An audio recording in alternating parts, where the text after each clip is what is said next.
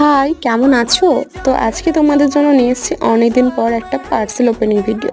হ্যাঁ, একটা parcel opening video হতেই পারে, বাট এর মধ্যে 3টে পার্সেল ছিল। তো চলো শেয়ার করি। ফার্স্টে চলে এসেছিলো এই স্টাডি টেবিলটা। এর কোয়ালিটি খুবই ভালো ছিল, পিঙ্ক কালারের ওপর, আর আমার বোনের ফেভারিট কালার পিঙ্ক। তো সেকেন্ড পার্সেল একসাথে এসেছিলো, দুটো পার্সেল। তো সেকেন্ড পার্সেল একবারই বলছি।